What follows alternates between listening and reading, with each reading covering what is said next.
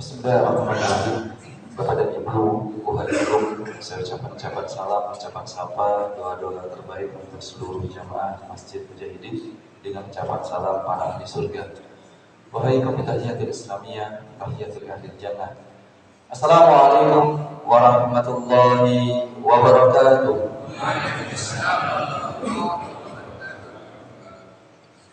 Bersama kita mengawali dengan kalimat Alhamdulillahirabbil alamin. Alhamdulillahi bi ni'matihi tatimmus shalihat walhamdulillahi ala kulli hal. Wassalatu wassalamu ala sayyidil mursalin nabiyil karim Muhammad sallallahu alaihi wasallam wa ala alihi wa ashabihi ajmain. Hadirin jamaah Bapak dan Ibu yang saya hormati, sejenak mengawali majelis singkat kita di kesempatan bukur atau subuh kali ini, kita melafalkan doa mengawali majelis sebagaimana biasa kita hafalkan. Mohon diikuti. Semoga dengan doa ini segala janji atas kenikmatan majelis ilmu bisa kita nikmati insyaallah fid dunya wal akhirah. Mohon diikuti. Bismillahirrahmanirrahim. Subhanaka la ilma lana illa ma 'allamtana innaka antal alimul hakim. Allahumma inni as'aluka ilman nafi'an wa rizqan thayyiban wa amalan mutaqabbalan. Amin ya rabbal alamin. Bapak dan Ibu, pada kesempatan kali ini izin kita berbagi tentang sebuah hikmah dari pesan-pesan Allah Subhanahu wa taala, yaitu pada ayat-ayat Ramadan. Saya tahu melihat wajah raut mimik panjenengan, mayoritas di Masjid Mujahidin ini adalah pemain profesional di bulan Ramadan. Izin bertanya, berapa kali sudah bertemu bulan Ramadan selama hidup, Pak? Sudah berapa kali, Pak, ketemu bulan Ramadan selama hidup? Ya, pertanyaan lain itu berapa umurnya panjenengan? Itu pertanyaan lainnya. Anggap saja berapa, Pak? 30, masih muda panjenengan ya. Ya anggap saja 50 lah kita buat rata-rata. 50 kali Ramadan. Satu bulan Ramadan berapa hari? 30 hari. Mudah-mudahnya saja kita hitung 50 kali 30 1.500. Kalau ada pemain yang sudah bertanding sebanyak 1.500 kali pertandingan, maka kita kenal dan kita sebut dengan pemain profesional. Maka pertanyaan saya kepada Ibu, kalau sudah menjadi pemain profesional dan kita sudah bertemu dengan hari-hari Ramadan sebanyak 1.500 hari, seharusnya kan panjenengan paham pesan-pesannya Allah di ayat Ramadan seharusnya. Contoh nih, namanya pemain profesional kan di tes, Pak. Coba sebutkan dalil. Kita langsung berbicara dalil ya, Pak ya. Sebutkan dalil tentang perintah puasa Ramadan di Al-Quran. Surat apa? Ayat berapa? Al-Baqarah ayat. Nah, itu menandakan panjenengan sudah pemain profesional, sudah bisa menjawab pertanyaan tentang dalil.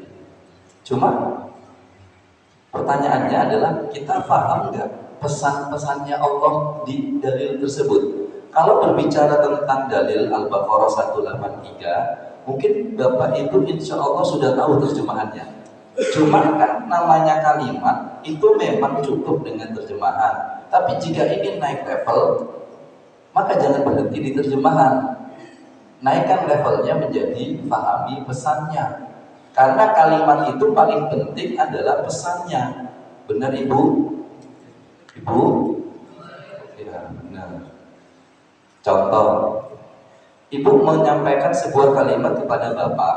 Contoh kalimatnya, Pak, aku lagi masak, tolong delokon halaman depan, kata ani mambengi mari udan. Itu kalimat yang diucapkan ibu. Mohon maaf, pesannya apa Pak?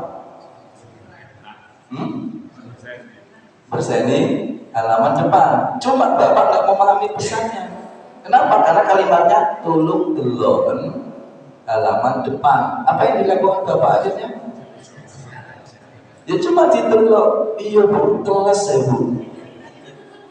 Pertanyaan saya, maaf, apa yang ibu rasakan ketika kalimatnya ibu tidak dipahami pesannya oleh bapak? Apa yang ibu rasakan? Apa bu? Kecewa.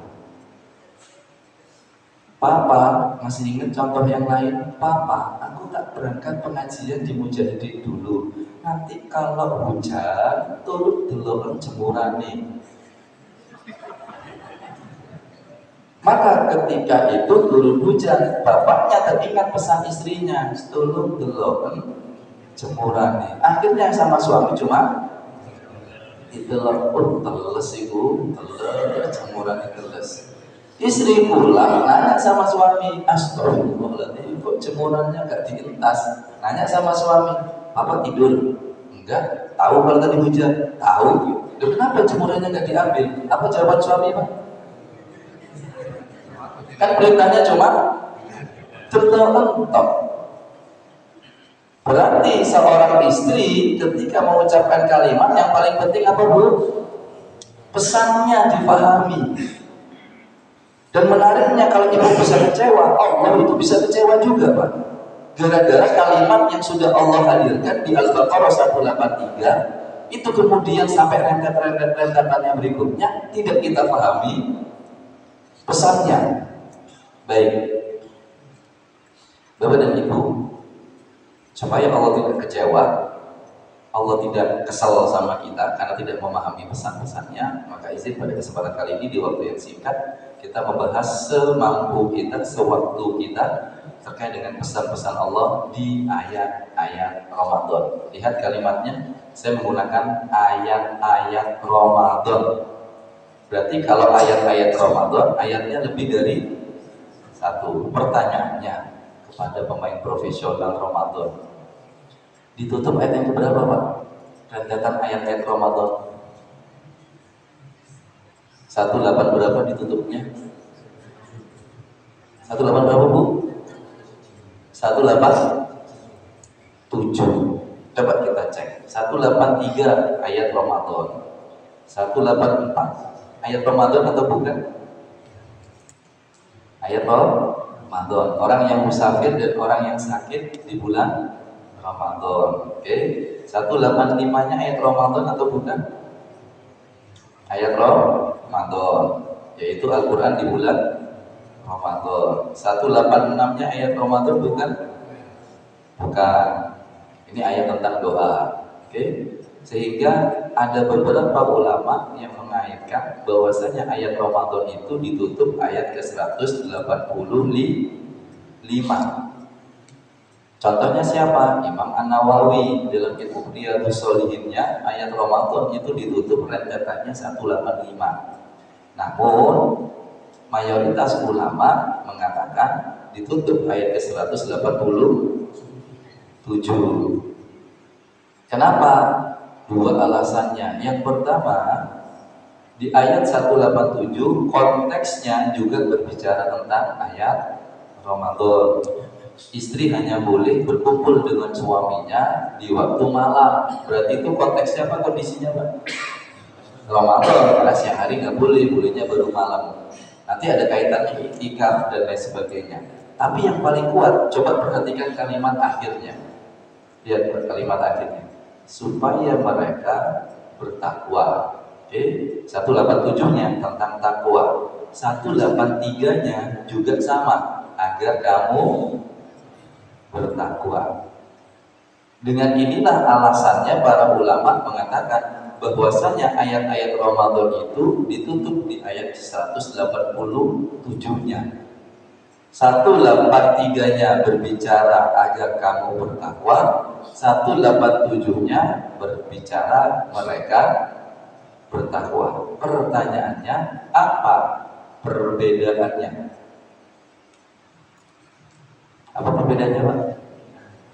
Kalau 183 berbicara kata tunggal. Kalau 187 berbicara kata jamak. Apa pesannya? Pesannya itu bulan Ramadan itu paling enak itu bersama-sama. Saya ulangi lagi, bulan Ramadan itu paling enak bersama-sama dinikmatinya. Bapak Ibu pernah lihat nggak orang buka puasa di bulan Ramadan itu mojok sendirian? Pernah nggak, Pak? Insya Allah nggak pernah. Kalau ada yang buka puasa di bulan Ramadan mojok sendirian, itu ngenes. Nah, serius. Paling enak itu bersama-sama. Kenapa? Apalagi di sini dikaitkan dengan ketakwaan. Dan menariknya, coba perhatikan pesannya. Ini dalam sekali, Bapak dan Ibu. 187 sekali lagi berbicara tentang suami istri. Maknanya apa? Kalau ingin bertakwa, paling enak itu bersama pasangan. Kalau nggak gitu nanti bersama keluarga. Bertakwanya itu paling enak. Kenapa? Maaf, saya langsung pada ujungnya saja. Ketika Bapak Ibu punya baju putih, Pak, baju putih, maaf, kan Bapak Ibu kan sudah diampuni dosanya. Ingat dalilnya hadis riwayat Imam Muslim dan Bukhari, panjangan populer kan dengan hadis ini. Coba dilanjutkan hadis ini, Pak. Man shoma Ramadan imanan wa ihtisaban benar, pemain profesional waktu itu. Kita diampuni sama Allah, berarti dosa kita dihapus. Gampangnya analoginya, kita ini setelah Ramadan, kita ini punya baju putih seperti baju baru. Maka pertanyaan saya, apa yang Bapak Ibu pikirkan dengan baju putih itu? Bapak Ibu memikirkan bajunya gimana caranya tambah putih, atau B, baju itu terjaga supaya tidak terkena noda terhadap kepemilikan baju putih yang Bapak Ibu miliki. Apa yang Bapak Ibu pikirkan? Gimana baju yang sudah putih baru kinclong ini tambah putih lagi? Atau baju yang putih ini jangan sampai terkena noda? Jangan sampai terkena noda. Noda itu dosa. Analoginya, maka apa yang kita lakukan? Gimana caranya kita menjauhi larangan-larangan Allah? Jangan sampai terkena noda. Kalau secara pribadi, Pak, gampang. Tapi masalahnya kan Allah mengatakan takwanya itu bareng-bareng, jangan hanya cuma kamu. Ibaratnya Bapak lagi makan rawon pakai baju baru warna putih lagi, Bapak hati aja tidak? Insya Allah hati-hati. Tapi anak di samping, kalau nggak hati-hati, ujung-ujungnya baju Bapak tetap akan terkena noda. Bukan karena perilaku Bapak, tapi karena keluarga. Nah itu pesannya kenapa ayat Ramadan ditutup 187 tentang suami istri. Nanti kita bincangkan. Bapak dan Ibu yang saya hormati, mari sejenak kita memahami pesan-pesan Allah di bulan Ramadan. Yang pertama, ayat ini berbicara panggilannya, wahai orang-orang yang beriman. Bapak Ibu, kalau panggilan Ramadan orang yang beriman dan konsep iman itu selalu dikaitkan dengan yang gaib, maka janji Allah di bulan Ramadan itu gaib. Jangan nyari yang nyata, gak akan ketemu, Pak. Kalau ingin menikmati bulan Ramadan, jangan pakai logika. Imani saja, yakini saja. Memang gak kelihatan zatnya itu, tapi kita bisa merasakan dan realitanya ada. Iman itu. Maka lihat janjinya Allah tadi, ampunan gaib apa nyata? Gaib. Barang siapa yang berpuasa dapat pintu privilege masuk surga, khusus pintunya, namanya pintu apa? Ar-Rayyan. Barang siapa yang di bulan Ramadan, neraka ditutup setutup-tutupnya, surga dibuka selebar-lebarnya, setan dibelenggu. Gaib apa nyata, Pak? Gaib. Bau mulutnya orang yang berpuasa, artinya bumi hilmis, baunya harum sekali, Pak. Gaib apa nyata? Gaib. Nyatanya?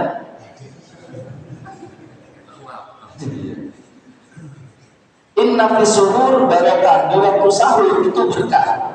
kelihatan berkah, nggak kelihatan, tapi bisa kita rasakan. Dan ada saja realita yang memang tidak masuk akal kita tentang hal-hal seperti itu.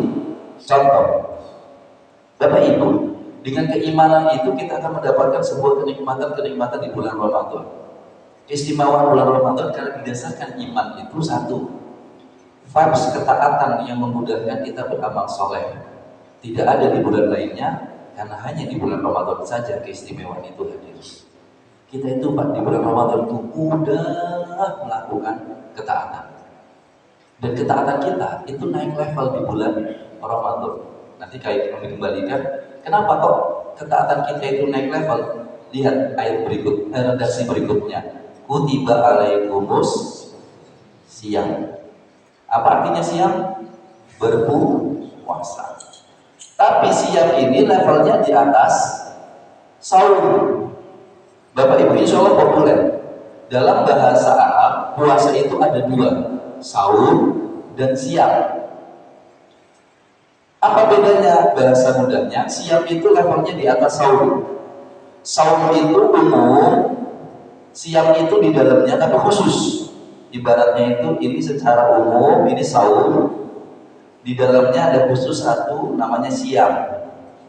Nah ini siang, ini sahur. Maka boleh saya katakan setiap sahur belum tentu siang, tapi setiap siang pasti sahur. Maksudnya gimana Ustaz? Misalnya ini rasa, ini sering saya berikan analogi. Umum itu rasa itu kan banyak macam-macam rasa, itu pahit, manis, kecut, manis dan sebagainya. Yang khusus ini namanya nikmat. Maka setiap rasa belum tentu nikmat, karena tidak semua orang suka manis. Setiap rasa belum tentu nikmat, tapi setiap nikmat pasti rasa. Setiap rasa belum tentu nikmat, tapi setiap nikmat pasti rasa. Setiap sahur belum tentu siang, tapi setiap siang pasti sahur. Nah siang ini khusus, makanya kalau kita lihat ayatnya, kutiba alaikumus syiyam kama kutiba alal ladzina min qablikum. Kenapa? Karena umat-umat terdahulu juga puasa. Tapi beda sama puasanya kalau Ramadan ini, spesial yang ini, khusus yang ini spesial. Berbeda dengan puasa yang lainnya. Maka kita akan temukan vibes-nya di bulan Ramadan itu beda dengan puasa yang lain. Contoh, Bapak Ibu, puasa Ramadan 30 hari berturut-turut sanggup? Sanggup. Puasa Syawal 6 hari sanggup? 30 hari bisa loh Pak, dan itu mau mudah. Ditanya loh, kok bisa mudah? Ya Allah yang menggerakkan dengan keimanan kita. Maka maaf, tanggal 27 Februari kemarin, Februari tanggal 27, masjid ramai gak Pak Mujahidin malam hari? Maksudnya setelah maghrib, isya, ramai gak Pak? Hah? Enggak pasti. 28 Februari lebih ramai mana Pak? 27 atau 28? 28. Kok dadak ramai Pak? Kenapa? Terawih. Saya ulang lagi, kenapa kok dadak ramai? Terawih. Bahasa kita terawih, tapi bahasanya Allah, karena keimanan kita itu langsung menyambut bulan Ramadan dan termotivasi. Memang gak kelihatan, tapi bisa kita rasakan. Dan realitanya masjid ramai di bulan Ramadan, dan itu otomatis. Kenapa? Karena bulan Ramadan waktu yang spesial. Kita contoh yang lain misalnya, maaf. Saya hari Rabu pekan lalu pulang umroh. Coba Bapak bayangkan, saya bertanya kepada Bapak Ibu yang pernah umroh. Saya membawa jamaah yang agak unik, bawa jamaah dari Jakarta, perusahaan di Jakarta. Masya Allah perusahaan itu Pak, tiap tahun mengumrohkan karyawannya itu 20 orang.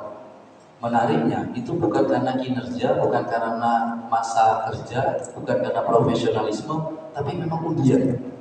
Pokoknya undian itu, masuk, ngambil, ada nomor, langsung dapat umroh. Walhasil yang dapat itu mulai jajaran direksi, karyawan, sampai OB. Yang OB itu 3 orang.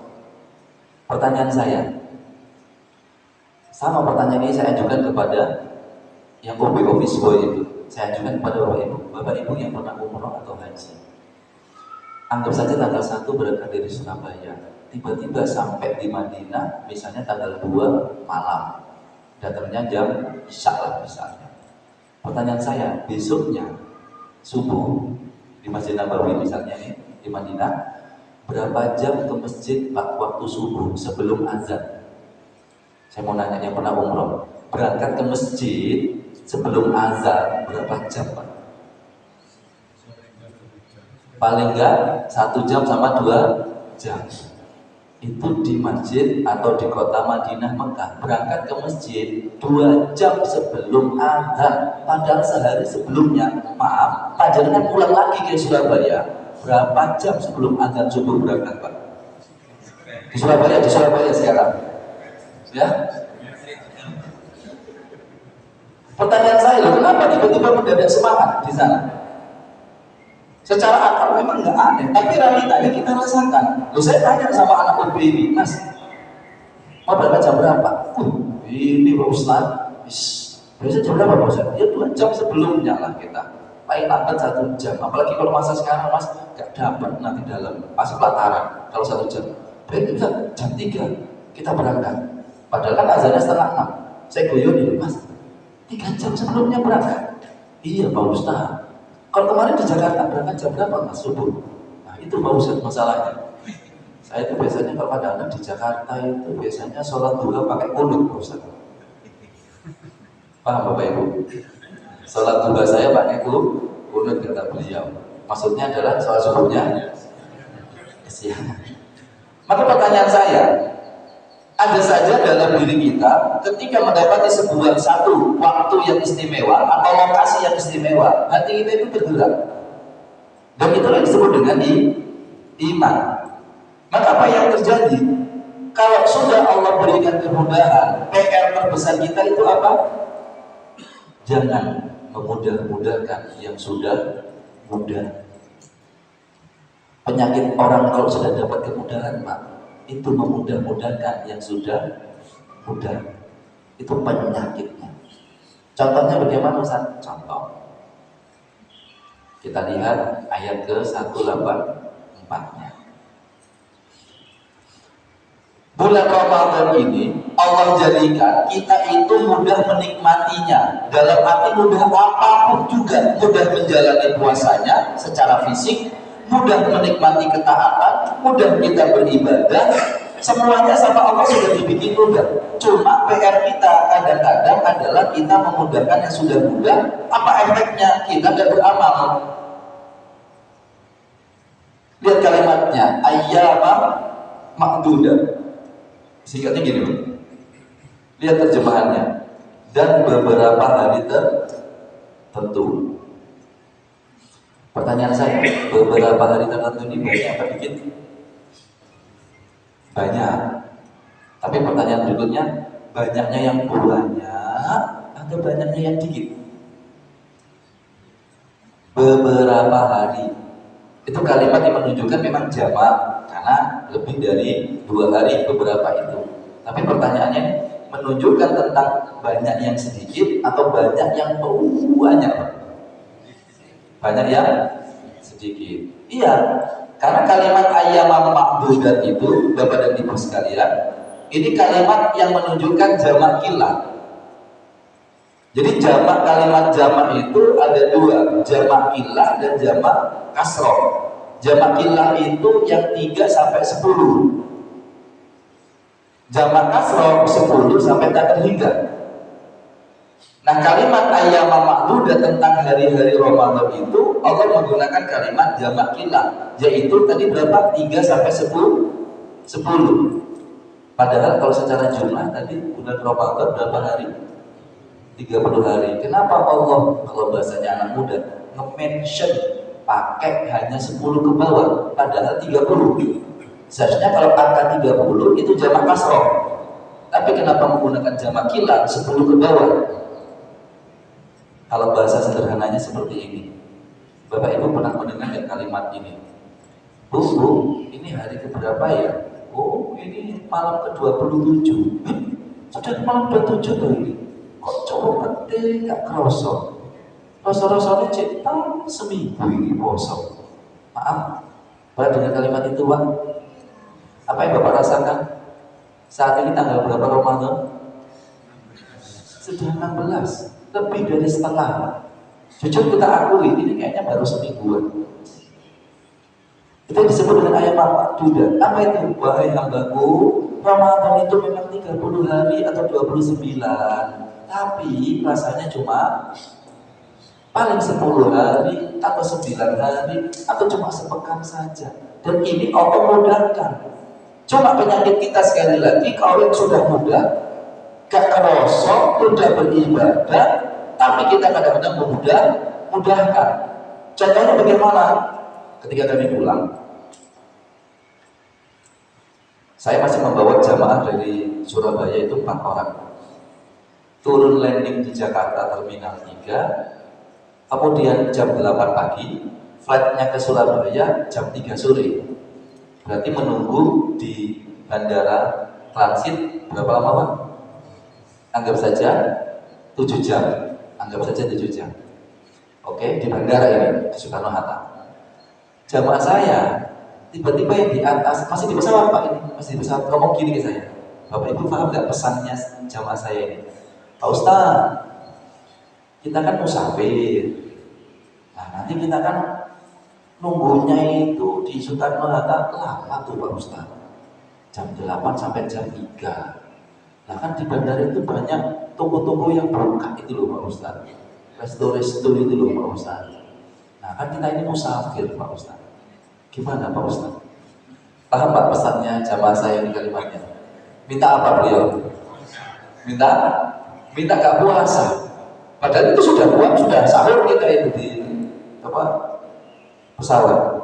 Saya bilang, Bapak ingin buka puasa. Loh, saya bukan ingin buka puasa Ustaz. Saya ingin tidak berpuasa, mengambil rukhsah.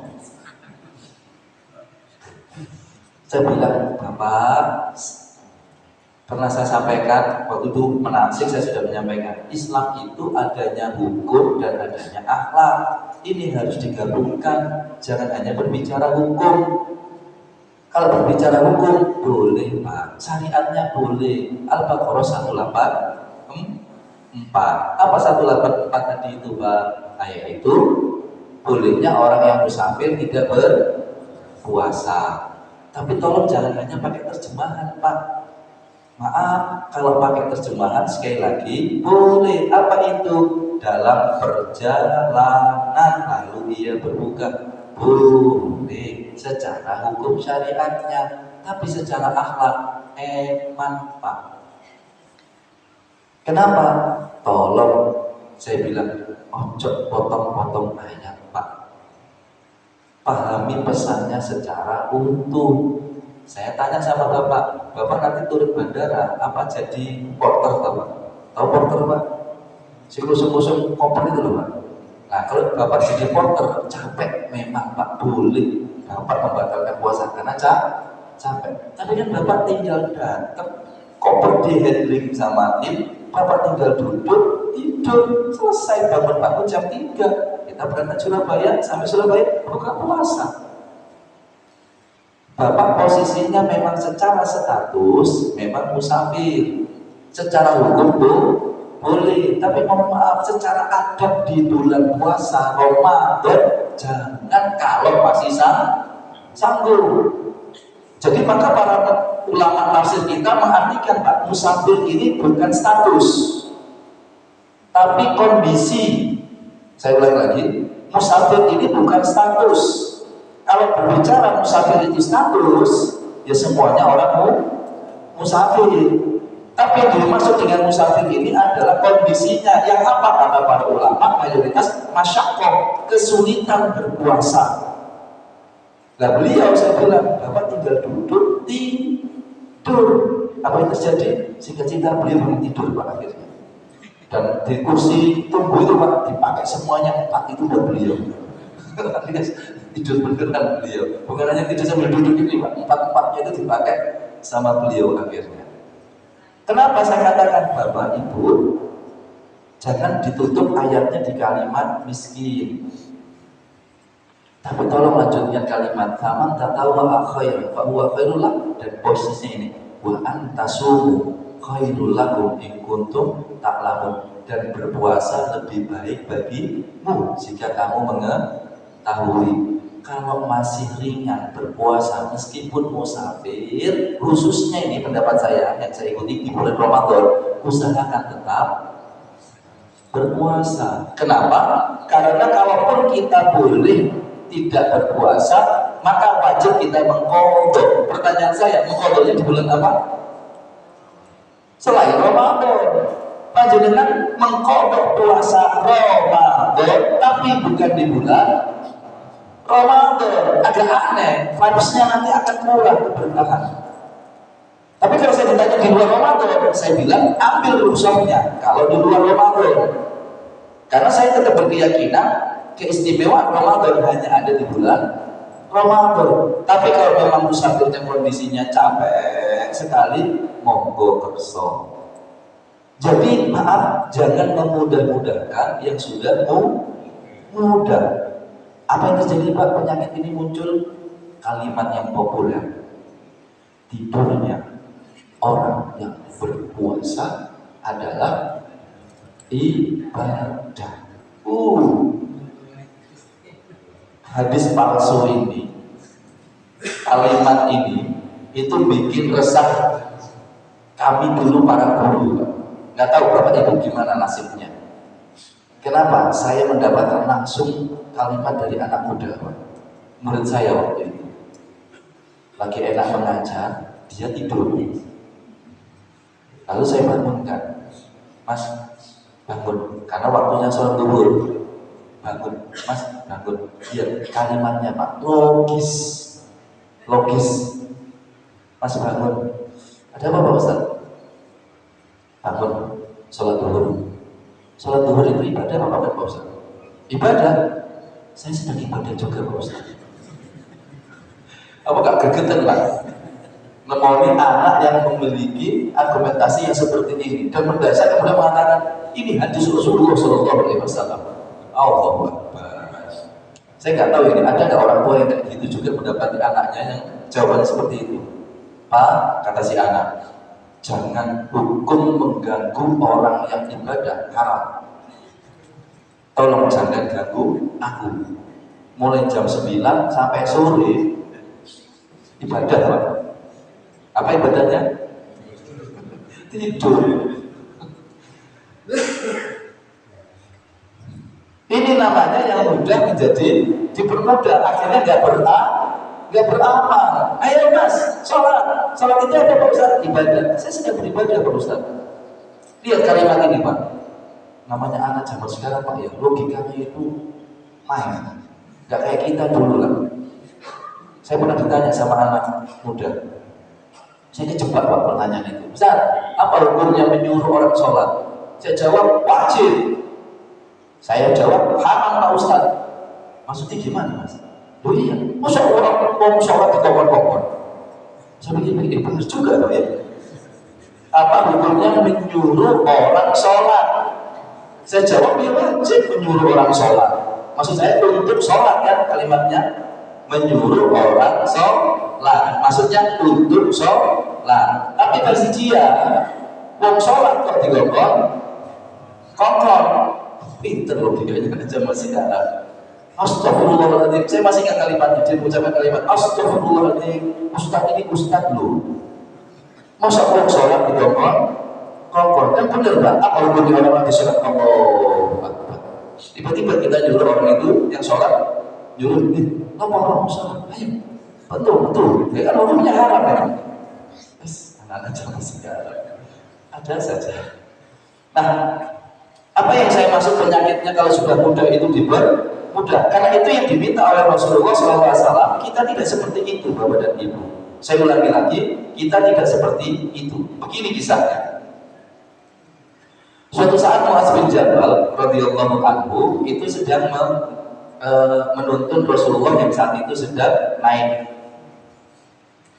sebuah kendaraan tunggangan hewan. Lalu kemudian Rasulullah itu memanggil Mu'adz bin Jabal, ya Mu'adz. Maka Mu'adz menjawab, labbaik wa sa'daik ya Rasulullah. Sampai diulangi 3 kali. Lalu kemudian Rasulullah mengatakan, qala ma min ahadin yashhadu an la ilaha illallah wa anna muhammadar rasulullah sidqan min qalbihi illa harramallahu 'alan nar. Lihat kalimatnya. Tidaklah seorang yang bersaksi bahwa tidak ada Tuhan yang berhak disembah selain Allah dan Muhammad Rasulullah, ya, maka Allah dengan ia yakini dalam hatinya, maka sungguh dia terjauh dari neraka, atau bahasa mudahnya dia masuk surga. Kalau bahasa kita sekarang Pak anak-anak muda, barang siapa yang login masuk surga. Barang siapa yang login masuk surga. Gampang apa susah Pak untuk masuk surga? Pakai hadis ini. Gampang apa mudah? Mudah. Login masuk surga, bersyahadat masuk surga. Senang Mu'adz bin Jabal. Apa yang dikatakan Mu'adz? Apakah boleh aku memberitahukan hal ini kepada orang-orang sehingga mereka bergembira dengannya? Menariknya Rasul tiba-tiba melarang. Jangan diceritakan dulu. Kenapa? Nanti mereka jadi malas untuk beramal. Idza yatakilu. Jangan diinfokan dulu, jangan. Buat kamu saja. Soalnya kalau ini diinfokan kepada mereka nanti malas beramal. Kenapa? Cukup modal login masuk surga. Mas bro, sholat. Apa yang sholat Pak Ustaz? Ya, supaya kita masuk surga. Mohon maaf Ustaz. Qala Rasulullah sallallahu alaihi wasallam, orang siapa yang login sudah masuk surga. Akhirnya Pak, enggak seorang. Inilah penyakit kalau sudah mudah malah akan dipermudah sehingga hilang amal. Di bulan Ramadan masalahnya kita ini memang dipermudah oleh Allah dan masih dibutuhkan adanya amalia yang lain. Tapi maaf, saya tutup di posisi ini, Bapak dan Ibu, saya percepat saja. Kita sebut misalnya amalia di bulan Ramadan. Apa amalia di bulan Ramadan?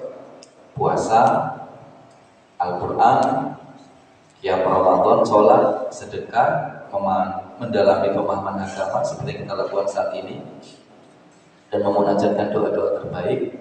Tapi semua ini Bapak Ibu, sekali lagi kami pesankan untuk kami pribadi dan kita semuanya, tolong Bapak Ibu, semuanya ini gak akan nikmat kalau hanya kita nikmati secara individu. Saya ulang lagi, semuanya ini tidak akan kita nikmati kalau kita tidak menikmatinya bersama-sama. Makanya kenapa tadi saya langsung lompat, saya sebutkan di awal, kenapa ayat-ayat Ramadan itu ditutup ayat tentang suami istri, dan langsung menggunakan kalimat kenikmatan, rofas jima. Dihalalkan bagi kamu pada malam hari bulan puasa bercampur dengan istri-istri kamu. Mereka adalah pakaian bagimu dan kamu pun menjadi pakaian bagi mereka. Maksudnya apa Bapak Ibu? Kenapa ayat Ramadan rentetannya ditutup dengan ayat keluarga? Ketakwaan di bulan Ramadan jangan sendirian, sholat jangan sendirian, puasa jangan sendirian, berdoa jangan sendirian, tadarus jangan sendirian. Pokoknya jangan sendirian. Minimal bersama pasangan, lebih lagi bersama dengan keluarga, lebih lagi bersama masyarakat sekitar. Kan kalau Ramadan itu hanya dinikmati single, serius. Maaf Bapak yang di luar kota mungkin LDR, LDM atau apapun lah. Kalaupun waktu berbuka atau video call, maaf. Tanpa maksud menyindir siapapun, ada seorang bapak yang cerita ke saya, Ustaz, selama 2 tahun ini saya tidak bisa pulang Ustaz. Dan menariknya beliau tahun ini memaksakan Ramadan full bersama keluarga. Beliau jauh di Indonesia Timur ceritanya. Tapi menariknya beliau punya amalan. Setiap buka puasa itu call group WA. Setiap buka puasa call group WA dengan istri dan anak-anaknya. Jadi bukan cuma satu, anaknya punya handphone, meskipun satu rumahnya dengan istrinya, semuanya pakai handphone masing-masing call group. Kenapa? Karena bapaknya ingin ketika sudah itu di screenshot sama bapaknya, ingin untuk kenang-kenangan, direkod sama bapaknya.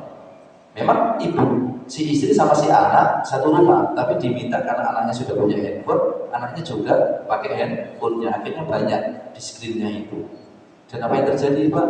2 tahun itu beliau mengatakan kondisi rumah tangga saya itu beda Ustaz. Apa itu? Nyaman, tenang. Ketika saya menyampaikan kalimat kunna libasul lakum wa antum libasul lahunna, pasanganmu adalah pakaian untukmu, kamu adalah pakaian untuk ini. Ketika saya menyampaikan Bapak, saya bertanya, Bapak, apa fungsi pakaian? Coba Bapak Ibu jawab. Fungsi pakaian apa Pak? 1, menutup. 2, perhiasan untuk ditampilkan, untuk diperlihatkan. 3, melindungi. Tapi kan semuanya ini tidak berlaku kalau tidak memberikan rasa nyaman.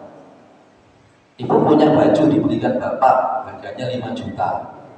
Bordirnya bagus, bordir indah atau indah bordir, merek lah itu Pak ya, nyebut merek nggak dapat juga kalau saya ya. Pokoknya indah sekali, pakainya nyaman dipakai dan lain sebagainya. Tapi ketika kemudian indah tampilannya menutup aurat, tapi ketika dipakai membuat kita nggak nyaman. Mungkin ada sesuatu yang menusuk kulit tubuh kita. Akhirnya kan kita lepas. Kenapa? Karena tidak nyaman. Nah, ketika saya ngomong nyaman itu, beliau menceritakan kisah itu. Akhirnya keluarga saya itu nyaman Pak Ustaz sekarang. Maka izin sebagai penutup, maaf. Kenapa kok ayat ini tentang suami istri? Kenapa nggak disebutkan langsung keluarga? Dan kenapa ini menggunakan jima? Karena ini kan sesuatu yang disukai. Mohon maaf, jima rofas itu kan sesuatu yang kita sukai. Sebuah kenikmatan yang dirasakan oleh pasangan. Tapi lebih dalam dari itu adalah sebuah kenikmatan bagaimana bulan Ramadan itu dinikmatinya itu bersama pasangan. Maka panjenengan yang tahu doa ini menjadi penutup dari saya setelah terakhir. Siapa yang tidak hafal doa ini? Insya Allah semuanya hafal. Rabbana hab min azwajina wa dzurriyyatina qurrata a'yun waj'alna lil muttaqina imama. Tapi mohon maaf, kita paham nggak pesannya ayat ini? Pesannya ayat ini Pak, maaf ini saya tes. Mana yang sering dikaitkan dengan qurrata a'yun? Anak atau pasangan? Anak qurrata a'yun atau pasangan qurrata a'yun? Ya? Pasti anak. Pernah dengar kalimat ini enggak? Suami qurrata a'yun. Pernah kalimat ini itu enggak pernah, saya yakin. Istri qurrata a'yun mungkin masih ada lah. Tapi yang pasti sering anak qurrata a'yun. Kenapa? Karena kalimat wa dzurriyyatina digabung qurrata a'yun. Seakan-akan qurrata a'yun itu hanya kalimat yang dikaitkan sama anak. Padahal kalimat yang benarnya seharusnya kalimatnya gini Pak. Rabbana hab lana min azwajina qurrata a'yun wa min dzurriyyatina qurrata a'yun. Seharusnya kata qurrata a'yun itu di dalam sini, di sela sini. Pasangan yang qurrata a'yun dan anak yang qurrata a'yun. Cuma untuk ditaksir kata qurrata a'yun langsung digabungkan di akhir qurrata a'yun. Kesalahan kita hanya menganggap qurrata a'yun itu anak, padahal qurrata a'yun itu harus diawali pasangan dulu. Maaf Bapak dan Ibu sama sekalian, saya itu kalau pas menangani anak-anak yang bermasalah Pak, itu ada datanya, saya buatkan Excel. Ini tahun ini, bulan ini. Saya nggak bisa mencontohkan, tapi sedikit bukti mungkin. Misalnya kayak gini Bapak Ibu. Ini kalau materi ya, materi saya. Ini saya tunjukkan misalnya. Kalau materi kajian saya itu seperti ini Pak. Ini tahun 2016, 2017, 2018, 2019, 2020, 2021, 2022, 2023, 2024, 2025. Saya runtut seperti ini Pak. Contoh ya 2024. Nanti ketika dibuka foldernya, nanti ada Januari, Februari, Maret, April, Mei, Juni, Juli, Agustus, September, Oktober, November, Desember. Ini yang file materi yang PowerPoint. Tapi nanti kalau untuk yang konsultasi problem anak-anak remaja itu ada sendiri. Nah, pakai Excel. Kenapa? Nanti ada hitung-hitungan range-nya itu seperti apa. Izin saya kembalikan dulu. Nah, yang saya maksud adalah yang saya tangani Pak, anak kalau punya masalah ternyata 80%-nya itu bukan karena anak, karena pasangan. Saya ulang lagi, karena pasangan. Maka rumusnya apa? Rumusnya itu adalah kalau pasangan baik, insya Allah anak baik. Kalau ada anak masalah, maaf, 80%-nya itu karena pasangan, jadi bukan karena anaknya. Kenapa misalnya ibu mungkin merasa gak nyaman, nanti kenanya ke anak. Izin bapak-bapak, saya bertanya. Seandainya nih, bapak bayangkan saja ada seorang suami yang LDR, lalu kemudian lama nggak pulang, nelpon istrinya. Pasti nelpon istri. Pertanyaan saya, yang ditanya kalimatnya mana Pak? A, Bu, gimana kabarnya anak-anak? Atau B, Bu, gimana kabarnya ibu? Ibu senang, bahagia, atau sedih? Yang mana Pak ditanya? Yang mana Bu? Oh, anak katanya Pak. Curhat dulu ibu ini kayaknya. Mohon maaf Pak, yang ditanyakan dulu seharusnya kondisinya ibunya. Kondisinya ibunya dulu. Cuma kita ini langsung lompat ke anak. Saya paham Pak, sama-sama laki-laki kita. Kita kan untuk jaim Pak ya. Menanyakan kabar istri gimana sayang. Itu kan untuk keluh ini kalimatnya ya. Biasanya bapak-bapak ini. Itu untuk jaim, sungkan atau apapun lah. Tapi kalau kita lakukan itu baru sekali saja. Itu kalau istri senang, anak insya Allah senang bahagia. Ada seorang yang waktu saya posisi lagi di Jakarta, macet waktu itu masih ingat. Ditelepon, Pak Ustaz, masih ingat saya? Dalam hati saya, ya nggak ingat Pak. Dalam hati saya, siapa ini? Pak Ustaz ini, saya dengar Pak Ustaz katanya spesialis di bidang anak-anak yang bermasalah. Ya enggak juga sih Pak, punya pengalaman saja. Pak Ustaz, gimana pendapatnya Pak Ustaz? Tadi saya habis nempelin anak saya, lalu saya usir anak saya. Saya bilang, kenapa Pak? Anak saya mempermalukan saya Pak Ustaz. Saya ini kan jabatannya tinggi di perusahaan. Apalagi kalau di kompleks saya Ustaz, saya ini sudah dikenal bla bla bla cerita. Singkat cerita saya tanya dia karena saya lagi macet. Pak, maaf, gimana kabar istri Pak? Nah itu dia, istri saya malah menyalahkan saya, ngusir anak saya. Nggak tahu istri saya itu bla bla bla. Apa yang terjadi? Ngobrolnya kurang lebih 30 sekian menit, setengah jam. Hanya 5 menit beliau menceritakan anak, sisanya menceritakan istri. Padahal awalnya kasusnya tentang anak. Ketika saya tanya, gimana kabar istri bapak? Tiba-tiba curhat tentang istrinya, kurang lebih 20 menitan. Jadi ngobrolin anak, tapi sih diceritakan istri. Lalu saya tutup, Pak, mohon maaf, ini saya posisi sudah sampai di tujuan. Izin bertanya, aslinya ini masalahnya ke anak atau masalahnya ke istrinya Bapak? Bapak ngomong anak cuma 3 menit, 5 menit, tapi ngomong istri curhatnya panjang. Saya khawatir ini masalahnya bukan dengan anak, masalahnya dengan istri. Gitu Pak Ustaz ya. Ya coba dipikirkan lagi Pak, saya masih ada keperluan dan seterusnya. Singkat cerita beliau menelpon beberapa waktu kemudian baru menceritakan ternyata memang masalahnya bersama istri. Dengan statement beliau, Masya Allah kalimatnya gini Pak, Masya Allah Ustaz, saya baru sadar 21 tahun hidup dengan istri saya, ternyata memang masalahnya saya dengan istri saya. 21 tahun saya baru tahu ternyata masalah saya dengan istri saya bukan dengan anak saya. Kenapa Ibu? Saya tutup di sini Ibu. Ucapan ibu itu mempengaruhi, ucapan bapak itu merubah.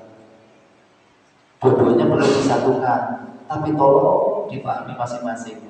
Maaf, bapak kalau ngomong sama anak kan langsung ditaati Pak sama anak. Apalagi dalam kondisi kita kalimat tegas, kalimat marah, konteksnya marah, wajah kita marah. Insya Allah akan langsung berubah.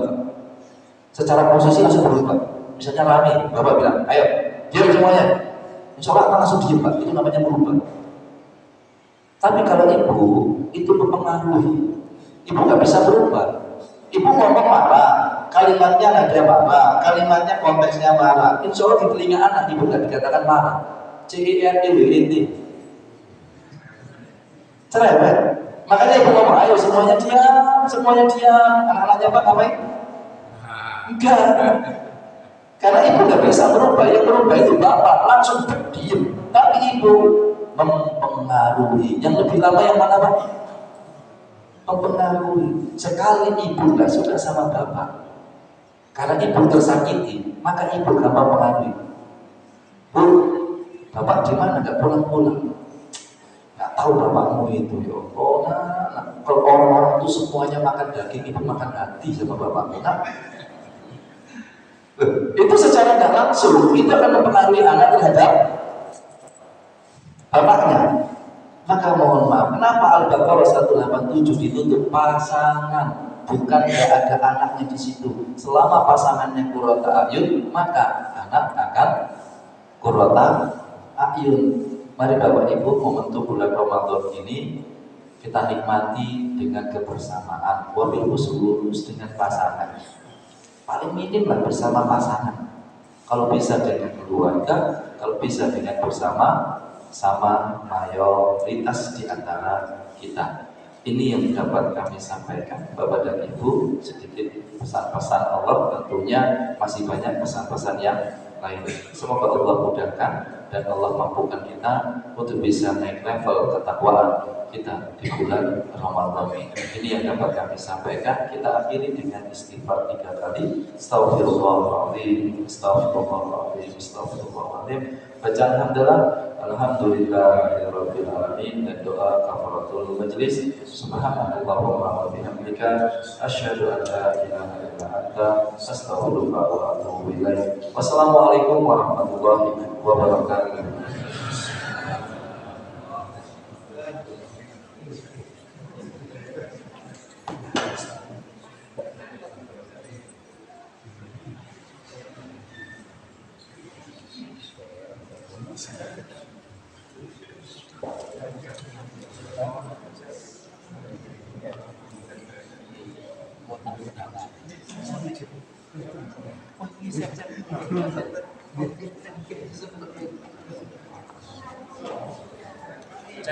Channelnya apa?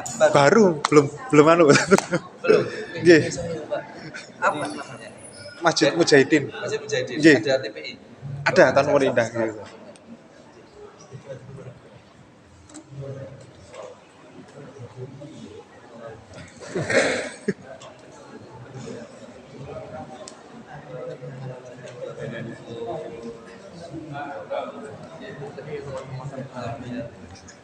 Kaget.